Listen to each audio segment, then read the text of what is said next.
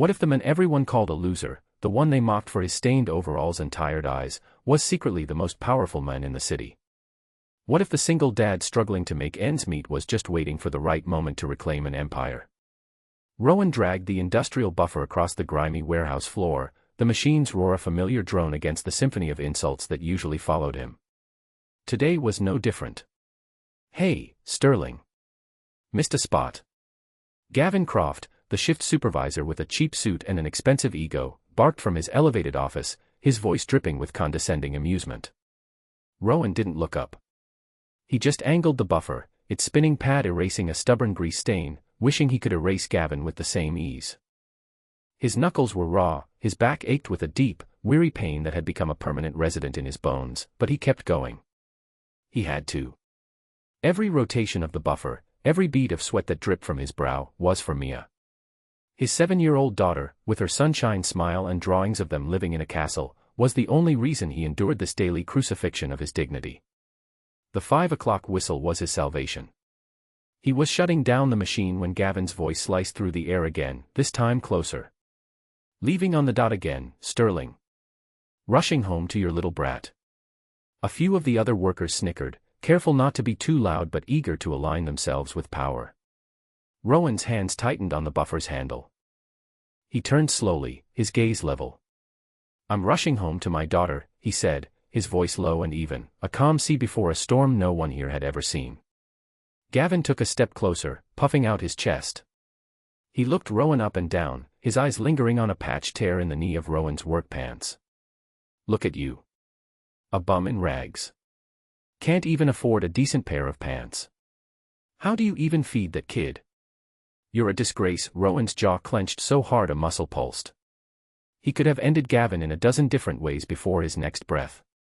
He could have broken his condescending smirk with a single, precise movement.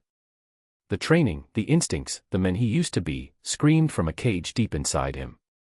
But the man he was now, Mia's father, held the key. He simply nodded. "Have a good night, Gavin." He walked away, the laughter of his colleagues feeling like stones pelting his back. He didn't care. Let them laugh. They saw a janitor. A loser. A bum. They had no idea they were mocking a king in exile. And soon, the king was coming home. As he stepped out of the warehouse, the city's evening chill was a welcome shock, clearing the fog of humiliation from his mind. He walked the 10 blocks to Mia's after-school program, the rhythmic clap of his worn work boots on the pavement a countdown to the moment his day truly began. When he pushed open the door, a chorus of "Mia's dad is here" erupted from a circle of children on the floor. And there she was, her dark hair in a messy ponytail, a smudge of purple paint on her cheek. Her face lit up like a supernova, and she launched herself into his arms. "Daddy." He lifted her effortlessly, burying his face in her hair, inhaling the scent of crayons and childhood. In this moment, he wasn't a janitor. He wasn't a bum. He was Daddy. The most important title in the world. "Did you build our castle today?" she whispered into his ear as they walked home. He smiled, his heart aching with a bittersweet mix of love and guilt. "Still working on the foundation, Starlight. Got to make sure it's strong enough to hold all your dreams." Their apartment was small, the furniture secondhand and mismatched, but it was clean, and it was filled with Mia's vibrant artwork. Taped to every wall were her crayon masterpieces, dragons, unicorns, and their recurring castle, always with 2 figures at the top window, a king with a golden crown and a princess with a purple dress.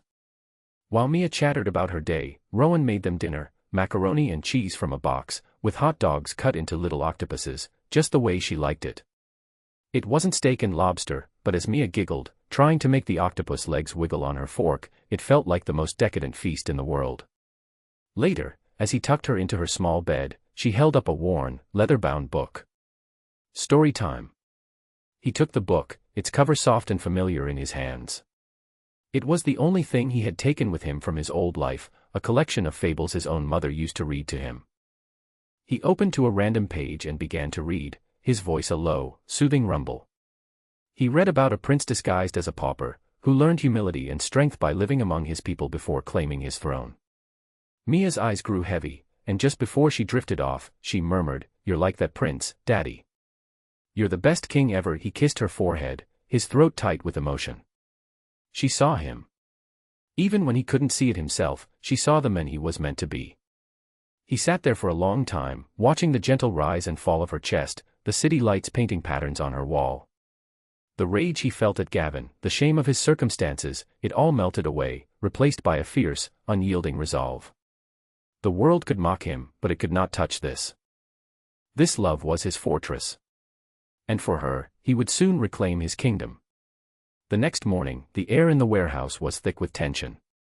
Rumors of downsizing had been circulating for weeks, and the fear was palpable. Rowan was cleaning a spill near the loading bay when he saw Mrs. Gable, a kind, elderly woman who worked on the packing line, struggling to lift a heavy crate. Her face was pale, her hands trembling. Two younger workers walked right past her, pretending not to see. Gavin, of course, was in his office, sipping coffee and scrolling on his phone. Rowan put down his mop and walked over. "Let me get that for you, Eleanor," he said gently. She gave him a grateful, watery smile. "Oh, Rowan. Thank you, dear. My arthritis is acting up something fierce today." He lifted the crate as if it were a box of feathers, his hidden strength a stark contrast to his weary exterior, and placed it on the conveyor belt. "You should be taking it easy," he said, his voice soft but firm. "Don't let them push you too hard." From across the floor, he felt a pair of eyes on him. It was Serafina Reyes, the head of logistics. She was sharp, efficient, and one of the few people in management who treated the floor staff with a shred of decency. She'd always been professional, distant, but he'd caught her watching him before, her expression a mixture of pity and something else he couldn't quite decipher, curiosity, perhaps. Later that day, she found him by the vending machines. "That was a kind thing you did for Eleanor," she said, her voice smoother than the cheap coffee she was holding. He shrugged, feeding his last dollar into the machine for a bag of pretzels for Mia's lunchbox. She needed help. Serafina leaned against the wall, studying him. "Gavin gives you a hard time. Everyone does. Yet you're the first one to step up when someone's in trouble." Her gaze was direct, intelligent. It made him feel seen in a way that was both unnerving and strangely comforting. "It's easy to be cruel," Rowan said, retrieving the pretzels. "It takes strength to be kind." He met her eyes, and for a fleeting second, the mask of the downtrodden janitor slipped. She saw a flicker of the man beneath, the steel in his spine, the profound sorrow and resilience in his gaze. She saw a history he kept locked away. "There's more to you than just a mop and bucket, isn't there, Rowan?" she asked softly. A ghost of a smile touched his lips. It was a sad, tired smile, but it was genuine. "Isn't there more to all of us?" He walked away, leaving her standing there, the question hanging in the air between them, an invitation to a story she suddenly found herself desperate to read. A few weeks later, on a bright Saturday afternoon, Rowan was at the park with Mia. He'd spent his last $20 on a cheap, colorful kite, and he was teaching her how to catch the wind. Her laughter was the most beautiful sound in the world as the kite dipped and soared, a vibrant splash of color against the brilliant blue sky. He felt a rare moment of peace, a brief respite from the constant weight on his shoulders. "Higher, Daddy, higher!" Mia shouted, her small hands holding the string with his own. "It's flying to our castle." He was so lost in the moment that he didn't notice the figure jogging on the nearby path until she stopped a few feet away. It was Serafina. She was dressed in running gear, her hair pulled back in a sleek ponytail, but her expression was soft as she watched them. "Looks like you've got a professional kite flyer on your hands," she said with a warm smile. Mia beamed, a little shyly. "Daddy is teaching me. He's the best." Rowan felt a flush of warmth creep up his neck. "We're trying our best." Serafina's professional guard was down, and he saw a glimpse of the woman behind the logistics manager. There was a loneliness in her eyes that mirrored his own. They started talking, not as manager and janitor, but as two people. She spoke of the pressures of her job, of being a woman in a male-dominated field, of a past relationship that had left her wary and guarded.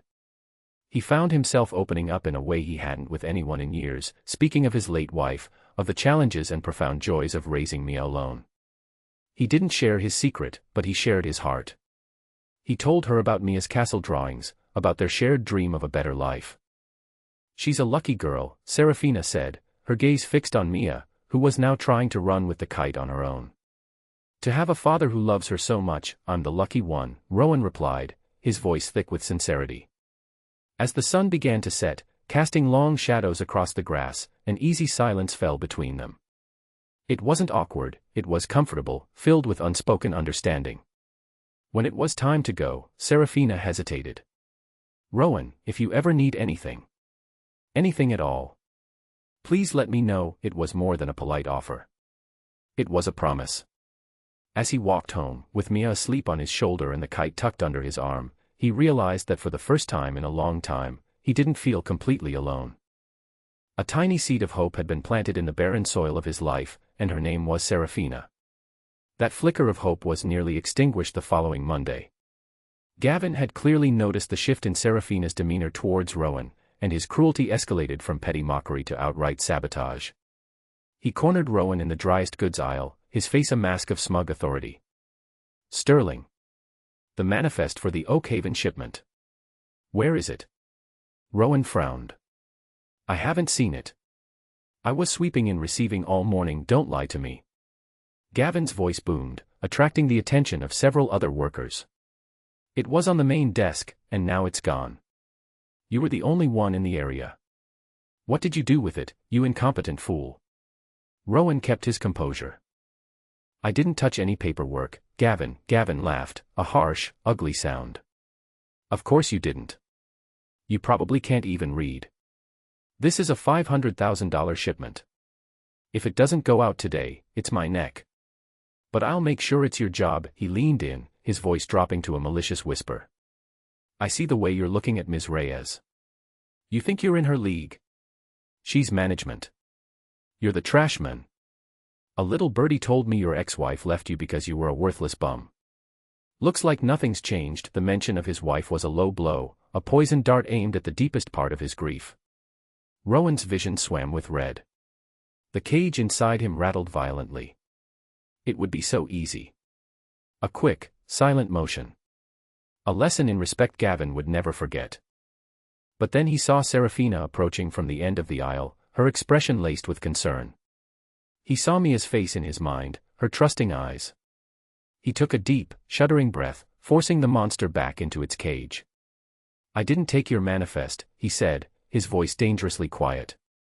"But I suggest you find it." Just then, another worker, a young kid named Tim, piped up nervously. "Ah, Mr. Croft. I saw you put that manifest in the shredder bin by mistake. You were on your phone." Gavin's face went from puce to ghostly white. He shot a venomous glare at Tim before turning his fury back on Rowan, his embarrassment making him even more vicious. "This isn't over, Sterling. I will find a way to get rid of you. A single dad like you can't afford to be out of work, can he? Mark my words. You'll be out on the street before you know it." He stormed off, leaving a trail of simmering hatred in his wake. Serafina walked up to Rowan, her eyes filled with a mixture of anger and admiration.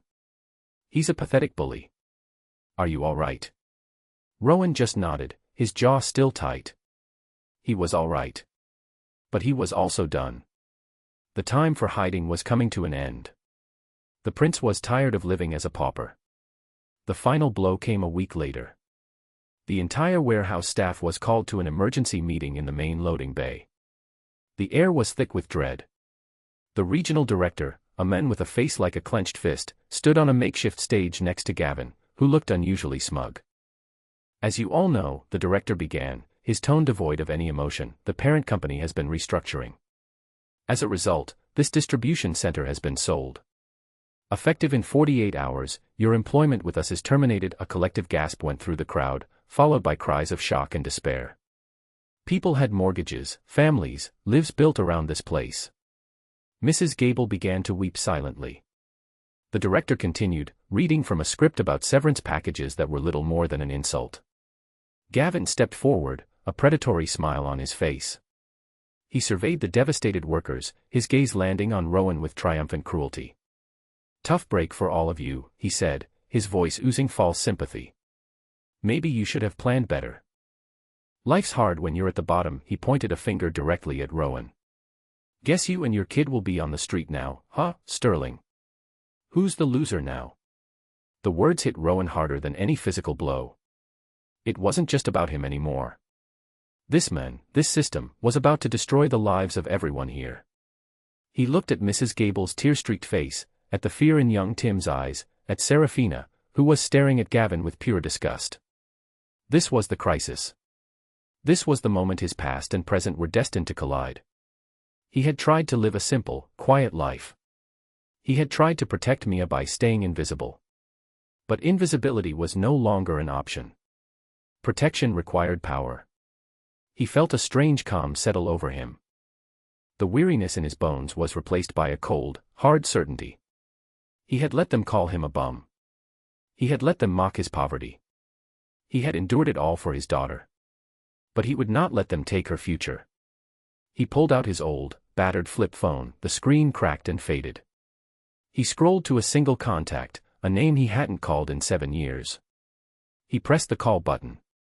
A crisp, professional voice answered on the first ring. Sterling Legal. Ms. DeWitt's office. Rowan's voice was steady, clear, and resonant with an authority no one in the warehouse had ever heard from him. This is Rowan Sterling. It's time. Execute the Phoenix Protocol. 47 hours later, on what was supposed to be the warehouse's last day of operation, the atmosphere was funereal. Workers were packing their personal belongings into cardboard boxes, their movements slow and defeated. Gavin strutted around like a conquering hero, making snide remarks and enjoying their misery. Rowan was quietly helping Mrs. Gable box up her collection of ceramic cats from her locker when the low rumble of powerful engines filled the air. A fleet of 5 identical, gleaming black sedans pulled up to the loading dock with silent, intimidating grace. The workers stopped what they were doing, staring in confusion. This wasn't the scrappy liquidation crew they'd been expecting.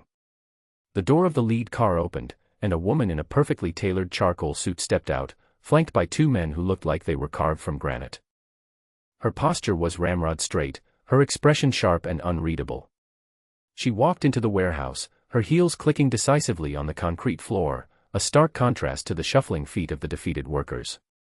Gavin, seeing the expensive cars and the powerful aura of the newcomers, immediately straightened his tie and scurried over, his face stretched into a sycophantic grin. Welcome, welcome. Gavin Croft, facility manager. I assume you're the transition team. I have all the final paperwork ready for you. The woman didn't even glance at him. Her cool gray eyes scanned the cavernous space, taking in every detail, every face. She moved with the focused purpose of a predator. I am not the transition team, she said, her voice cutting through the silence like a shard of ice. She stopped in the center of the floor. I am looking for someone. She surveyed the crowd of anxious, bewildered faces until her gaze finally landed on Rowan, who was standing quietly by the lockers. A flicker of recognition, of profound respect, softened her features for a fraction of a second. She turned her steely gaze back to the assembled staff.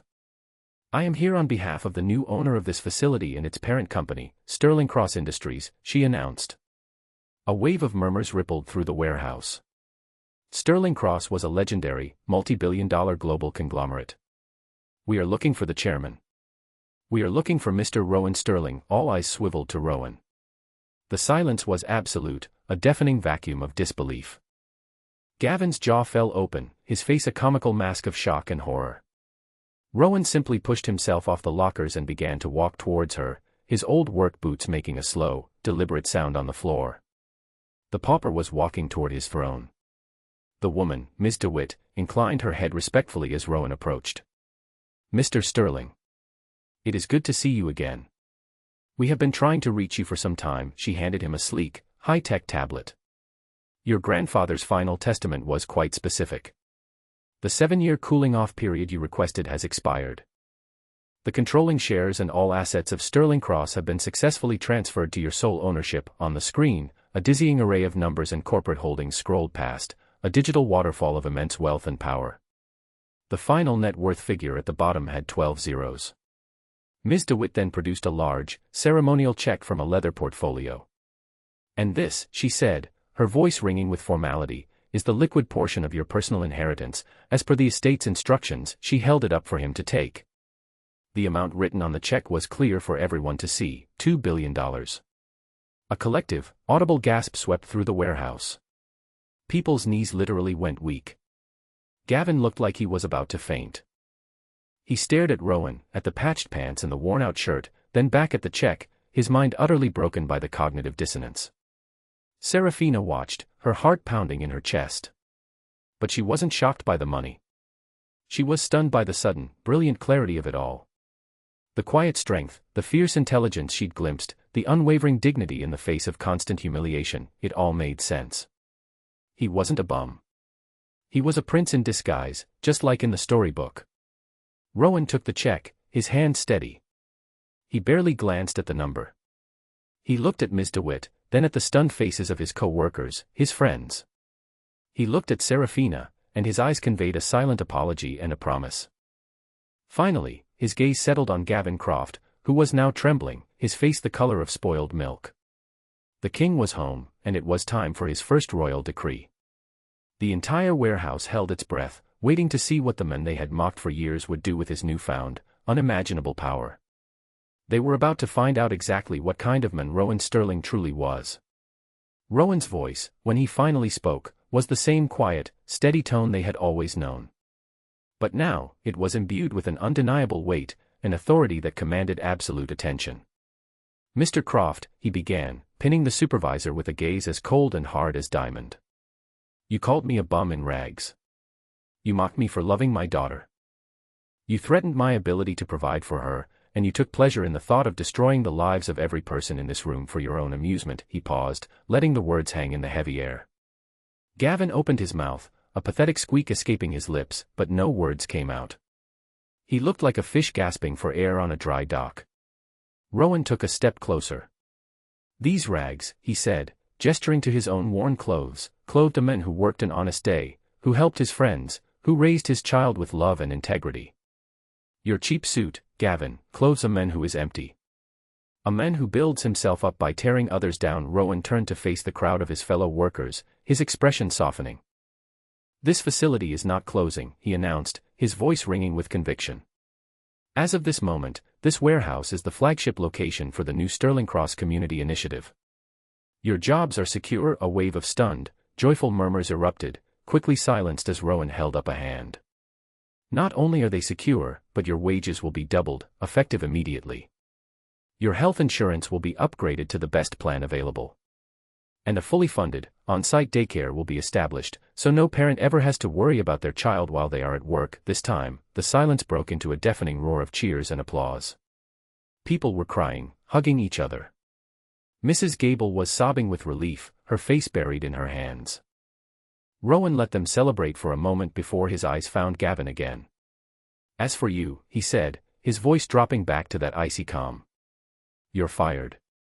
Your cruelty, your incompetence, and your complete lack of human decency have no place in my company." He gestured to the two imposing men who had arrived with Ms. DeWitt.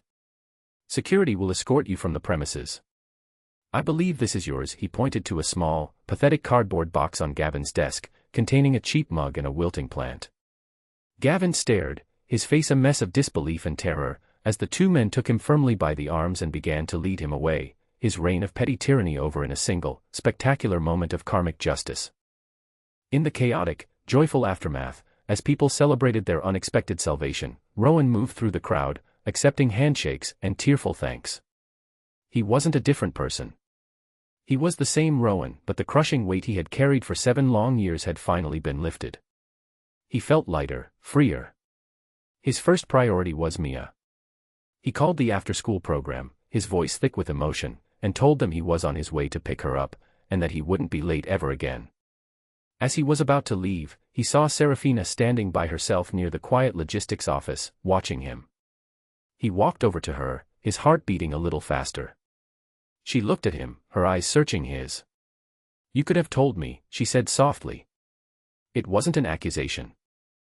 It was a statement of fact, tinged with a hint of hurt. "I'm sorry," he said, and he meant it. "When my wife died, the world I came from, it was suffocating. The money, the expectations, the predatory people who only saw me as a commodity. I just wanted to disappear. I wanted to raise my daughter somewhere real, somewhere I could just be a dad, not an heir." He looked around the warehouse, at the faces of the people he had worked alongside. "I found that here. Despite everything, I found a community." She stepped closer, her skepticism finally melting away, replaced by a deep, profound empathy. "I didn't fall for the billionaire, Rowan," she whispered, her hand finding his. I fell for the janitor who helped an old woman with a heavy box. I fell for the father who taught his little girl how to fly a kite. He intertwined his fingers with hers, a current of electricity passing between them. I'm still that man. I always will be. He squeezed her hand. But now, that man can finally build his daughter a real castle, she smiled, a true, radiant smile that lit up her entire face. I'd like to see that. Later that evening, Rowan stood on the balcony of a penthouse suite that Ms. DeWitt had arranged, a place he hadn't seen since he was a boy. Mia was asleep in a massive, fluffy bed inside, dreaming of dragons and kings. The city lights twinkled below like a carpet of fallen stars. Serafina stood beside him, her head resting on his shoulder. They weren't two separate people from two different worlds anymore. They were just two hearts that had found each other in the most unlikely of places. What is the true measure of a man? Is it the clothes he wears or the money in his bank account? Or is it the quiet strength he shows in the dark, the kindness he offers when no one is looking, and the fierce love he holds for his family? Think about the hidden heroes in your own life, the people whose true worth is invisible to the world. Share their stories, because a king can be found anywhere, even in a janitor's rags.